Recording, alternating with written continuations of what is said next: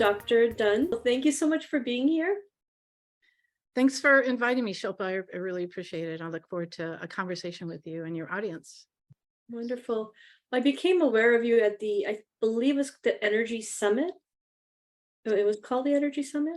Yeah, I was invited to speak there by a good friend of mine who's, one of the organizers. And at first I was like, I don't know if this is a good fit, but really it is, because way back many years ago, one of the topics that I did a big lecture on was called biochemical nirvana. And so I really kind of like focused my talk on that. And there's a lot of dovetailing between biochemistry and mindfulness and what I call nirvana,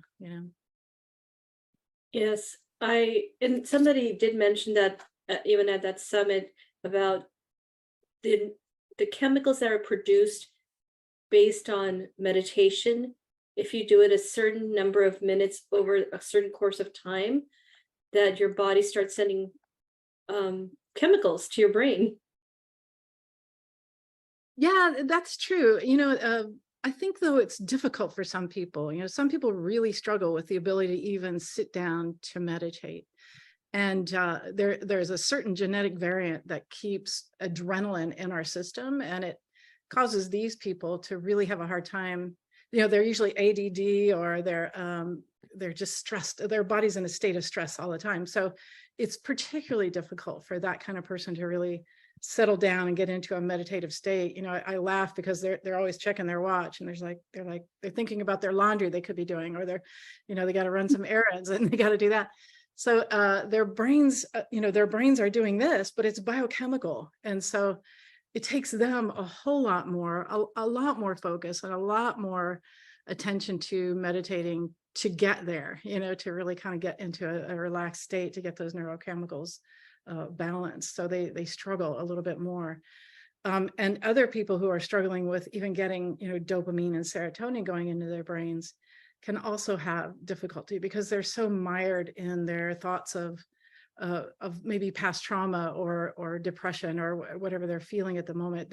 Those thoughts kind of intrude a lot more than somebody whose brain chemistry is balanced, who can just sit down and get into they're just into that mindfulness, and they're paying attention to their body and they're breathing, and it's easy for them to get into that state. I think it's really a big help if they can get their brain chemistry balanced first, and then bam, their meditation is just phenomenal. And as you mentioned, if those who have gone through some kind of trauma where their neuroplasticity, their brains has been rewired maybe from a young age to feel that trauma, and it affects their meditation. But that's maybe in that one lifetime what happened to them. What about the genetics of how one's, I would say, state of happiness occurs? Yeah, so that's exactly what I'm talking about. So when let me back up a little bit and introduce who I am for a second and tell you how I kind of got here, and how the genetics kind of played a role in my own health, my own mental health, really. So I'm a doctor of chiropractic, and I'm a functional medicine practitioner. So I had a really successful practice for many, many years in Albuquerque, New Mexico, doing nutrition, doing emotional work, doing chiropractic, and whatever modality, the patient wanted.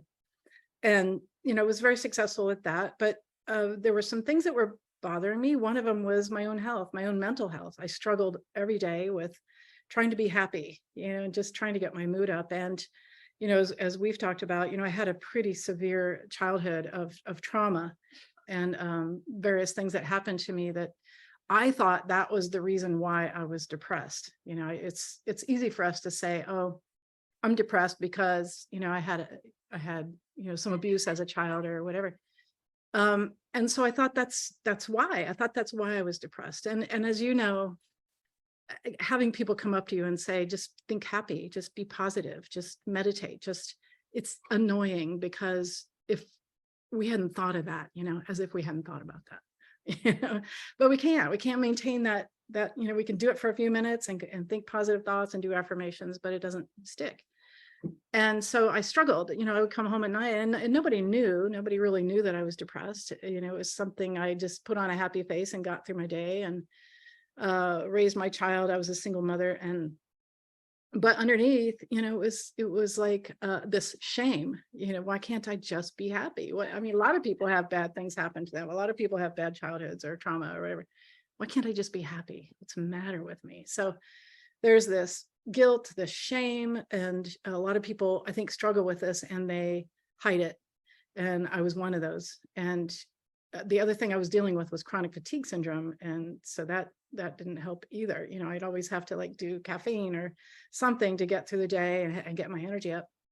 And I thought, well, I'm missing something. There's a piece of the puzzle that's missing. And I kept looking and looking, and it wasn't diet, it wasn't nutrition, it wasn't meditation for me, it wasn't positive thinking, it wasn't emotional work, it wasn't counseling. It's not in my paradigm to go do antidepressants. I just won't go there. But I knew there was a reason for it. And so I was always hunting. And long story short, this really led me down the path to looking at genetics as a source of what, wondering what, maybe it's in my genes, maybe I inherited it and it's always going to be there with me because it's genetic. That was my thinking. And that's a lot of people's thinking is like, oh, sucks to be you inherited it, so therefore you're going to struggle with it the rest of your life.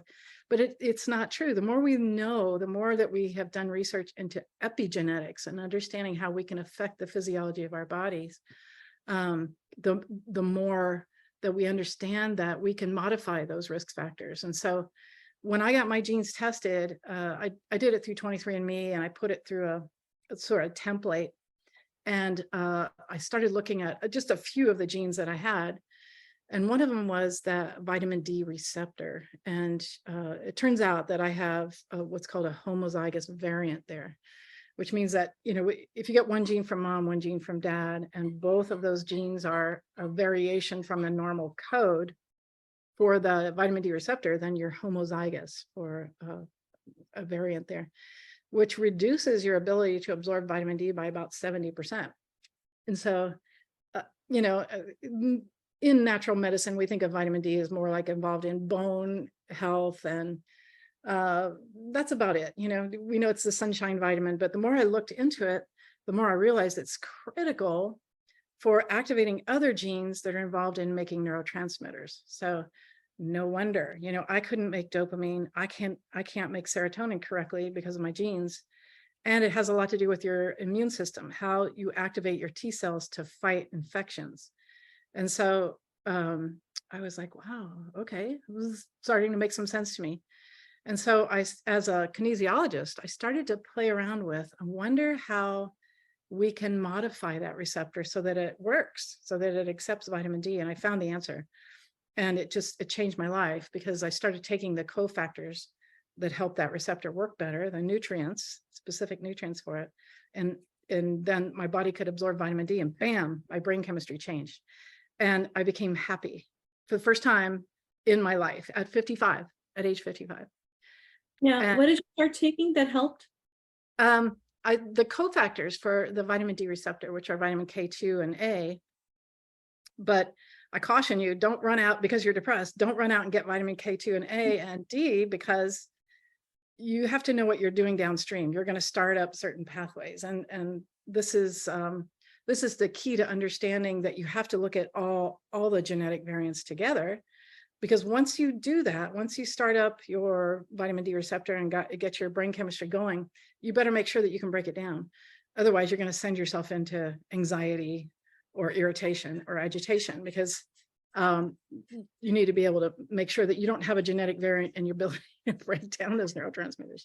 So it's understanding that interplay of genes. That's where we figured out that, oh, wow, it's not just one gene, one problem. It's not just one gene, one supplement. It doesn't work that way. There's interaction there that you have to take into account.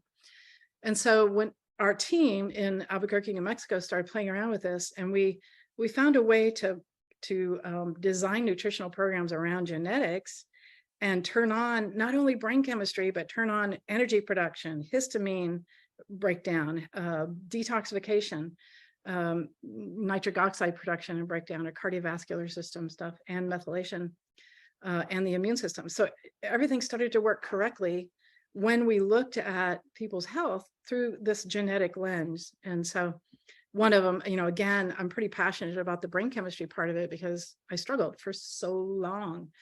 And now I live in Happyville here because I take specific nutrients that not only balance the vitamin D receptor, but balance the other genes that I have. So it's like we design a multiple vitamin around your genetics, and not just any multiple vitamin will do it. You have to have like the specific right nutrients so that you don't turn on pathways that you shouldn't, and you turn on pathways that you should, so to balance the body. So it's very precise nutrition. And this is specific for the brain, or not specific, but and the brain. It's specific for everything. It's for, like I say, energy production and weight management, metabolism. It's for inflammation and the immune system, and circulation and cardiovascular system health. It's for detoxification.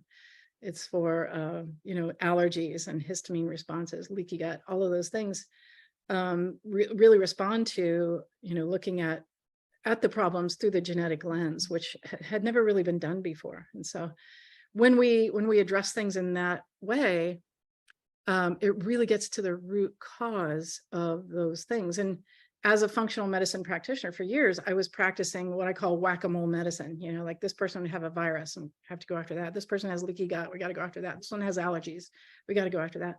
I don't do that anymore. We get the body doing it, and we do that through understanding the precise nutrition that their body needs. They might need higher levels of selenium and lower levels of zinc, or higher levels of B12, lower levels of folic acid. We dial in their nutrients precisionally. Is that a word? Precision? Yeah. And now, is it in addition to the supplements and the interactions of the supplements? I think I've heard you say nutrition. So would it be also like, hey, Shilpa, you need a kale salad, and in addition to more such and such? Yes, very much so. So we look at your diet. So there are certain genes, as you can imagine. Think about the lactase enzyme. Your body has a genetic code for making lactase, and that's the enzyme that breaks down lactose, which is milk sugar, right? Mm-hmm. If you don't make that lactase enzyme correctly, you're going to be lactose intolerant. It's the same kind of thing that's happening in the body. And so we look at, is gluten good for you, bad for you? Is caffeine good for you, bad for you? Is alcohol generally not good for you, but some people can tolerate it better than others? Nightshades, intermittent fasting. We look at lifestyle factors as well. There are genetic variants that govern whether or not those things are good or bad for you. And so we recommend, here's your best diet, lower in carbs, higher in protein, lower in fats. Or for some people, it's higher in fats and lower in protein. Others, it's higher in complex carbs and lower in fats and protein. So it's very individual. And it's governed by, how your ancestors thrived and survived during times of starvation or stress in their environments. And if we think about like the Irish potato famine, those people that survived that were able to survive because they hold on to calories very easily. And those people that couldn't, those skinny people, gone. So now we've selected for, in that population, a gene that holds on to calories, which is not very much fun, in our day and age, because we have a lot more calories. So it's a lot more than just brain chemistry, and we do get precision with our diet as well, and supplementation and lifestyle. And so when you do meditation, when you do mindfulness practices, it actually, uses less resources and conserves a lot of resources and helps your mitochondria to repair and work more efficiently. So it's hugely effective at helping with genetic variants that are potentially going to cause problems for you in the brain chemistry area or other areas of the body, or lead to health risks down the line, if that makes sense. It does. And when you mentioned that you noticed a difference once you made that switch to the appropriate supplementation, nutrition for your body. And I forget exactly how you expressed it, but there was some more equanimity, perhaps more happiness. How did you, I don't know, how did you feel? Like, what was Delta? Like, what could, when did you know, like, when I wasn't there, this is how it felt, but wow, this is how it's supposed to feel?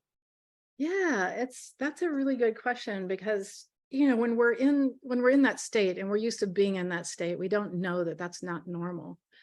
That every day I kind of have to work on my attitude and listen to positive podcasts or what, just constantly sort of build myself up, build up my attitude.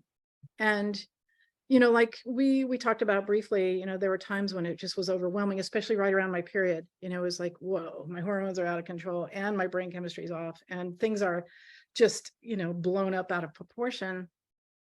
When there's a full moon, sometimes that could affect it too. Oh my Like you're, gosh. you're doing this, but you're down here at a low level, kind of trying to manage. You buy a new pair of shoes and you're up for a second, and then you're back down. You know what I mean? And so when I got my brain chemistry balance, boom, my baseline is here. It's not like, yeah, it's more like, content, shall I say. I'm not struggling all the time for trying to be happy and not having to like work at it all the time. I'm just here in what I call Happyville. It's a much better place to live, and I don't have to think about it anymore. Not to say I don't have this, I have, my mother just died and I went through a period of down, but then I bounce right back up and I stay here, for the most part, not, and my ups and downs are here, but I'm not down here where my threshold, where it was kind of pretty low all the time. So that was the difference. And when my patients came back in, it was interesting because they weren't, these were people who are depressed or anxious or irritable or ADD or addicted to things. And they're just reported this feeling of contentment.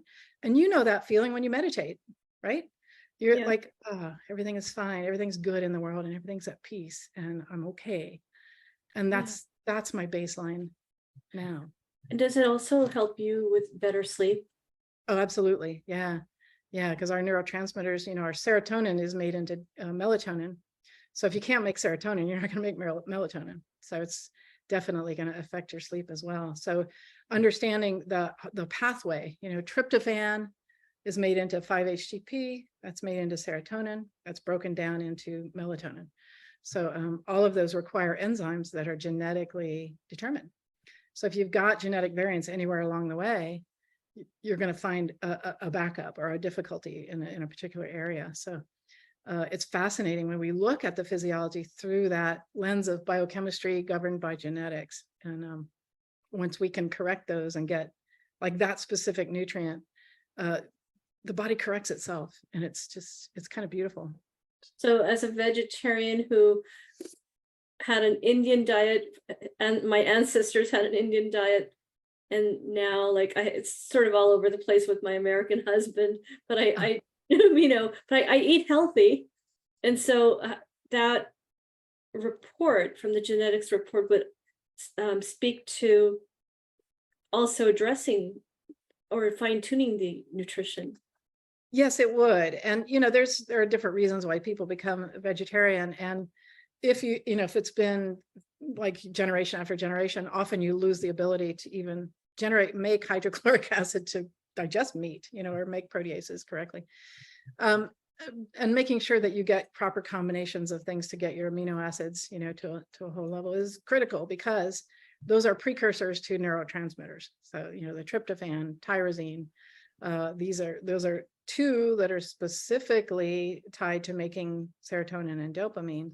So if you don't get enough of those neurotransmitters, or those amino acids, I should say, you won't make your neurotransmitters correctly. So that's an important aspect to look at too. And the name of your group or company that does this testing and helps people, it's called MyHappyGenes. Can you share a little bit about the inspiration around that name? Yeah, it's called MyHappyGenes. And, it's really, we started out because I was so passionate about brain chemistry. We started out with thinking, there were a lot of different genetic testing companies on the market, and we wanted our niche to be brain chemistry. And so that's where we started. And we realized it was much more than that, but I'm very passionate about those people who are struggling with depression, anxiety, ADD, PTSD, addictions, etc. And I was teaching doctors around the country how to do this work. The holistic methylation is what we called it. And I used muscle testing and, various other techniques to get the body balanced. But I thought, wow, I can wear myself out traveling around the country, or I can create a software program that would do it for us. And so I decided that I could help a lot more people if I could get the software program to do what I was doing in the clinic. And so again, it's not one gene, one issue. It's an algorithm that combines your genetics and what symptoms you're experiencing, or your epigenetics, what's expressing, and your biochemistry. So it's a triangle of information. It's going to take a pretty robust algorithm to triangulate those things and look at, like you said, should I take A, D, and K? Well, yes, but only if you take, these things to balance what happens downstream. And so the software program does that for you. It calculates all of that. And then you take a questionnaire and say, like, I'm having these symptoms and not these, and blah, blah, blah. And then it designs a supplement program based on that. So it's, I just thought we could help a lot more people that way. Yeah, I just like a question popped in my head. Most of my 20s and 30s, even early 40s, were spent dealing with the menstrual cycle and the havoc it would ensue on my hormones. And it would always be like this out of body experience. Like, I'd be like, that's not Shilpa anymore. I know. It's like, God, I'm a crazy person. But the men in our lives are like, what? I'm like, you parted your hair differently. You don't love me anymore. I would watch a commercial, I'd be sobbing. I know, right? But I wonder if some of this could even help with this. Absolutely. Yeah, absolutely. Yeah. I know some women didn't have any PMS issues, and I was on the other end of the spectrum. We can see there's a slider in the report that shows you that you're susceptible to PMS or PMDD. Oh, really? It looks at the genes that are associated with it. Yeah. Does it show you also for perimenopause, any data there? No, because that's it's a normal kind of situation in the body, but it'll show you that you might have hormonal you might have more difficulty going through it, if that's what you mean. Yeah. So yeah, it can show you what to do, and once you keep your body balanced, you can kind of just ease through those situations without as much trouble, which is amazing. To go that through. Is amazing. Now, I call it mental pause. But. Well, I'm definitely following up with you on that one.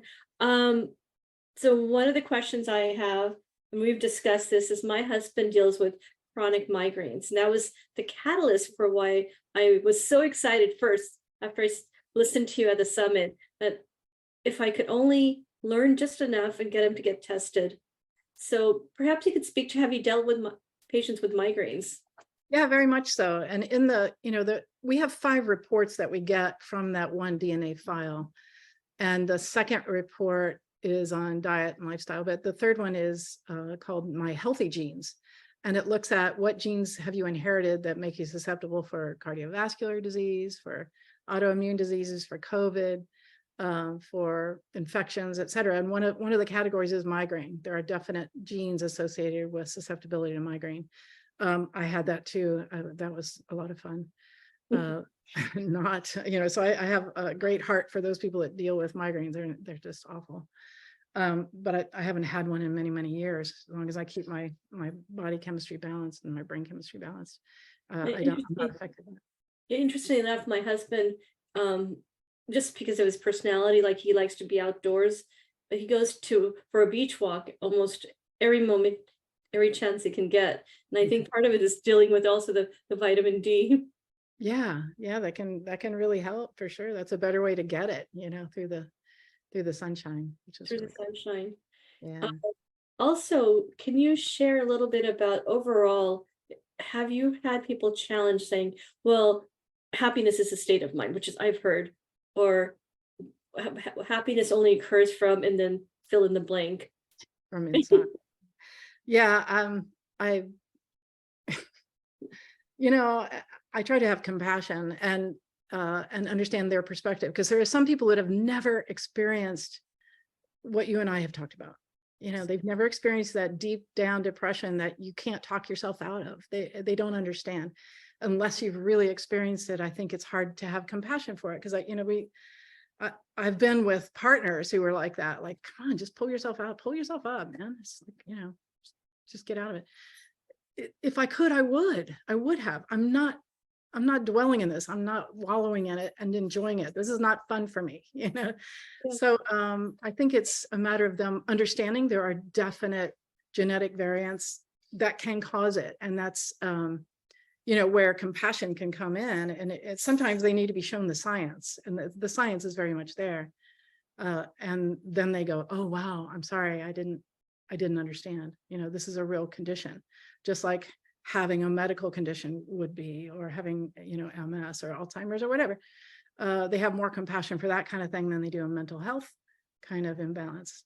Not to say all mental health imbalances are due to brain chemistry imbalances. Sometimes, you know, yeah, we need to have better friends, or we need to have a better situation, or we're in an abusive relationship and we need to get out of it. You know, those are situational things can definitely contribute to that. But I've seen too many times, you know, when we get brain chemistry balanced, often that person will get out of that situation, or they feel okay with it. You know, it's funny. I had one guy who was talking about his coworkers and how awful they were. You know, oh my God, they're just awful. They're always picking on me. I'm so miserable at work. And we got his brain chemistry balance, and he came back in. And I said, how's it going at work? He goes, I don't, for some reason, people are a lot nicer to me now. And I don't know why. I mean, it's fine. I'm like, what? It changed his attitude about everybody around him. And therefore they were nicer to him, you know? So it was like, it's kind of fascinating. When I run into people like that, I just go, okay, let's educate you a little bit about the differences in people's brains and how they work, and maybe work on your compassion a little bit. But Oh, no, and I think sometimes what you're saying is, even if we are able to regulate through the supplementation, nutrition, then our perception of the world may change as well. Totally. I had another guy who was, he had MS, but he came in and he's in a wheelchair, and his wife's, you know, kind of pushing him into the office. And she accidentally hit the door jamb with his wheelchair. And he turns around and he's like, Emily, watch where you're going. And he just like rips into her. And we're both standing there like, whoa, way overreaction, you know? Yeah. And she's like, you know, her eyes are wide behind him, like, this is my life. This is this guy. Oh, man. And so we put him on a program, and he came back in the next time. She wheels him in, and she didn't hit the door jamb that time, but she wheels him in, and he turns around and he says, thank you, hun. And I was like, and she's behind him going. And I said, how are you doing, Rob? And he's like, I don't know, about the same. And she's like, that's funny. Like, they don't realize that they've changed, but right. My wife is being a lot nicer to me. She's driving the wheelchair better. No, that's not what happened here.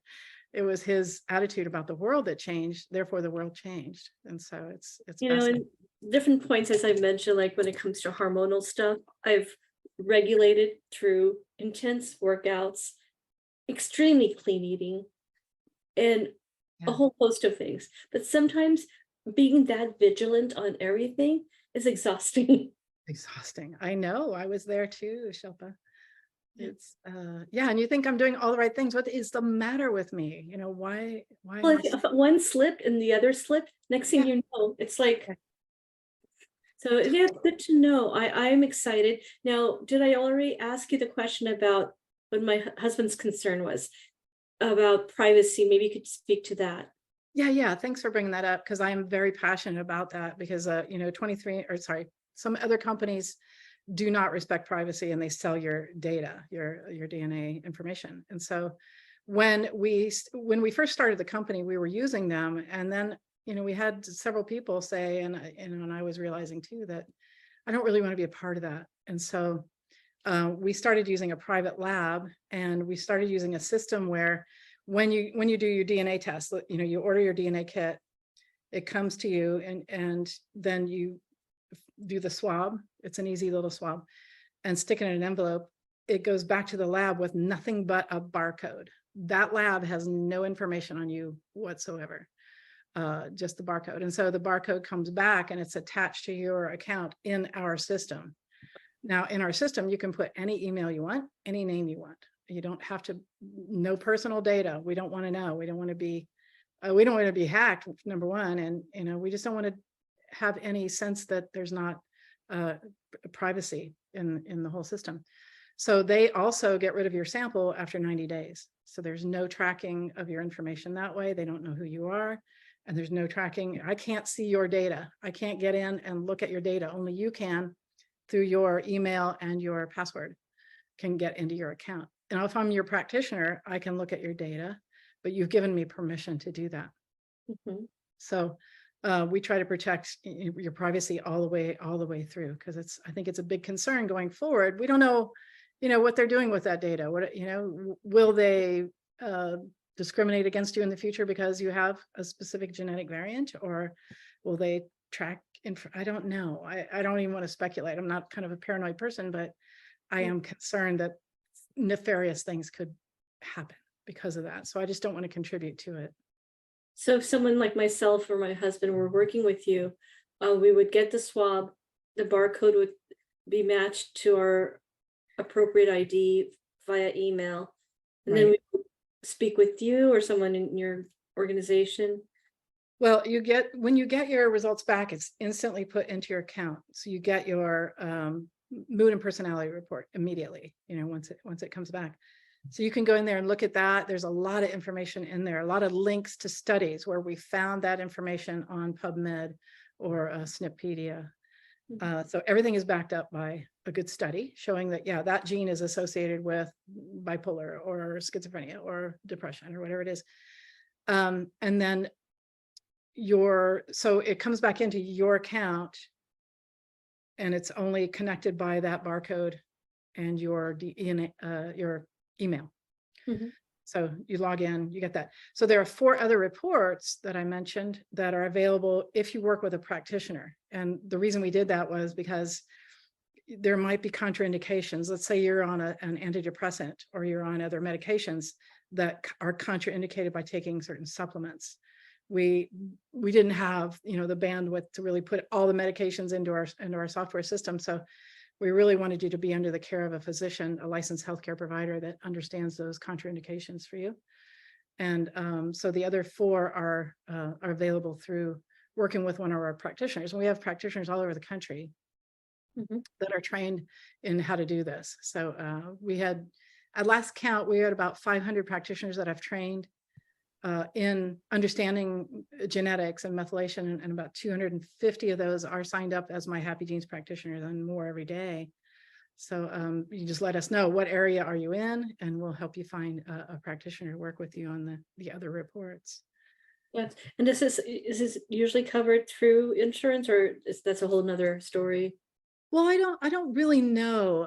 I've looked into it a little bit, but I can't say I know for sure. Yeah. I know you can use an HSA card.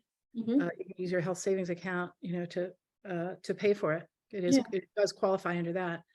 I'm not sure about the rest of it, to be honest. I have a sense that I imagine we could find some codes that would get it covered, but again, can't say I'm knowledgeable. In that initial report, before you started working potentially with other practitioners for going deeper, that gives you just enough guidance saying, hey, maybe you should be on this kind of diet with these supplements? No, it doesn't do that, because, again, we want you to be under the care of a physician when they talk to you about it. So, to get those reports, you need to hook up to a practitioner to do that, unless you are a practitioner. Oh, okay. Or can you hook up with your own practitioner and show them the report? Or you can. Okay. Yeah, they can just sign up for an account. It's free for any licensed healthcare provider can sign up for an account, and then they can go over them with you, order those reports for you, and go over them with you. Wonderful. If they need support, we can give that to them. So yeah. Any kind of words of wisdom for those who are curious and they know they've got things they'd like to work with? Like it could be gosh, my migraine is really frustrating. Yeah, I think maybe thinking about it in a different way, kind of understanding, having compassion for yourself, number one, that maybe it's not your fault. You're not doing this on purpose, because there's a lot of guilt and shame and thrown at us from other people too. But I think we do it to ourselves more than anything, like, why don't I have the willpower to do this, to overcome this? And just understanding that there might be more to the story. So that's number one, is just having a little, what I call genetic compassion, understanding that there might be reasons beyond you and your willpower that you are suffering from certain things. Yeah. And so that alone, to me, was very relieving, to know it wasn't really my fault. And number two, that there is hope for understanding that there are answers for these things, and they're simple, they're natural, and they're specific for you, that you are unique, and that therefore your healthcare is going to be unique, and your prescription for whatever energy awareness that you assign somebody. Some people are going to need that calming down energy, others people are going to need that energizing energy, and so it's going to be unique for that person.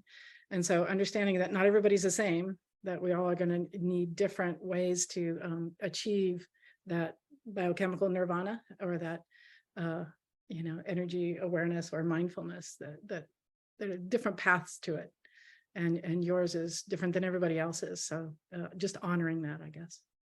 Thank you. And I love the fact that you brought in so much compassion and your own vulnerability into it, because I feel like a lot of people who are going through things or listening to this will realize that they're not alone. Yeah, I hope so, because it's not a fun place to be. And, as someone who's suffered from it for so long in silence, I'd like to have better discussions out there about mental health. And if we can get beyond the feeling shameful or feeling vulnerable, or allowing ourselves to be vulnerable and talk about it, I think there's going to be a lot more help for people going forward. So, yeah. So thank you for. Yeah. Thank you. Well, thank you. I just have one last question, just kind of popped in my head when you brought up energy awareness. Have you noticed, and I believe I know what the answer is, but so it's rhetorical, but have you noticed a shift in your awareness of your energy and your ability to get things done with the regulation of through the supplements, nutrition? Oh yeah, 1,000%. And when my body's in balance, I find that I can meditate. I mean, I have a really good meditation. And when I can't do it, it's my trigger to say, something's off track here. So I'm out of balance. But yeah, everything works better. My energy is better. My mood is better. Everything just works better. So I get a lot more done. I'm a lot more productive. And yeah, everything just falls into place. And I'm not struggling. We talk about being in the flow of things. And when you're out of balance, it feels hard. It feels like a struggle. It feels like, I got to do this work. I don't want to. I'm tired, but I got to do it. But when you're in balance and you're in the flow, it's like easy. It's like, I enjoy this. This is fun. This is interesting. And then we're also, with mindfulness, you're able to say, that's enough. I've done enough work. I need to rest. I need to sleep. I need to play. All of those things kind of come a little easier. It's funny, when you're off balance, you make yourself go and drive ourselves down into the ground. And yeah, and it's kind of a vicious cycle. So yeah, does that answer your question? absolutely. And I mean, loads of incredible content here. Thank you so much. The show notes will include all the links to your MyHappyGenes and any information. And I hope I can have you back in the future. Thank you. I'd love to. And okay. Well, thank you. It was good chatting with you. Have a great day.